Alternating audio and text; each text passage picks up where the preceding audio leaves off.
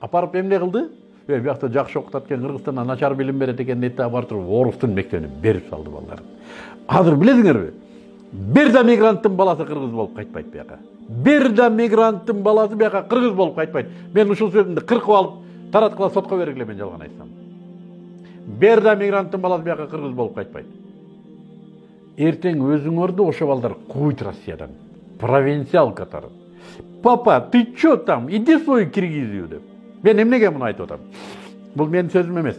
Мен жана аспирантурага даярданып кээде жаңы басылып аткан авторефераттарды, илимий иштерди барактап каласың. Ошонун ичинде Россиянын илимдер талаасында, майданында ушу миграцияга арналган илимий иштердин кээ бирлерин барактаган туура келет.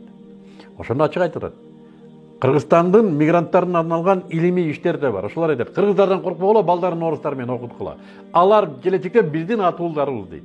Ал эми провинциал родительдерин өздөрү кийин жолго салат дейт. Провинциал родительдерин ал биздин балдар болот, өздөрү жолго салат дейт.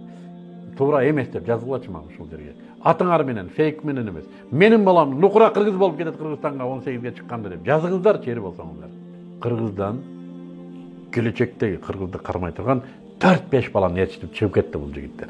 Аялын да ээрчитип чыгып кетти. Эми көрөсүңөр эмне болот. Ал балдар келбейт.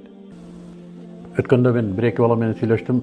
Ачык эле айтат, биздин балдарыбыз азыр биздин балдарыбыз болбой калды дейт. Бирөкөө айтат, мен балдарымды дейт, алып келип айылга алдап алып келдим да таштадым ушул жака дейт. Алдап алып келип жүр барып келели деп алдап алып келип ошол жерге таштадым дейт. Россияда бир инибиз айтат, менин балам мени сотко берип 6 ай отурдум дейт түрмөдө. 6 ай отурдум дейт. Жана родительский попечительский совет деген бар экен, ушу баласына эме кылса камайт экен, ата энелик укугунан ажыратат экен. Азыр ушундай нерселер кетти. Анан жүр балам, ата журтубуз бир зыярат кылып келели деп сыр бербей алып келип анан ошол жерге калтырып кеттим дейт. Мына ушундай өзүбүз элди таштап, башка элге атуу болуп кетип анан кийин аякта отуруп алып Кытай басып кетти деген эмне бул?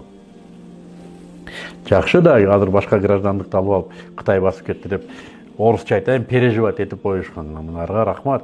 Силердин балдарыңар эми переживать этип деле койбойт буга. Балдарыңар переживать этип койбойт. Мен сөзүмдү түшүнсөңүздөр, балким кайтарсыңар. Билбейм. Болбосо ошо жүрө бересиңер ошол жакта. Ата жердин топурагы буйруп аптыр деген сөз бар. Силерге балким буйруп алат, от балдарыңарга буйрабы ата топурагы. Ойлонуңарбы силер ушуну?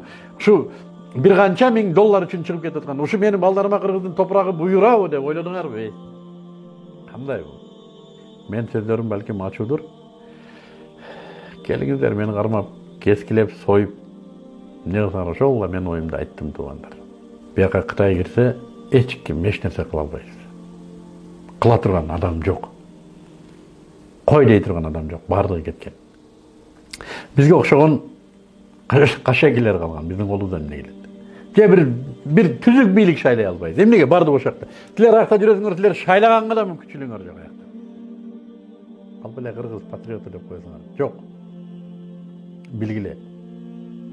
Мына ушундай бүгүнкү биздин абалыбыз.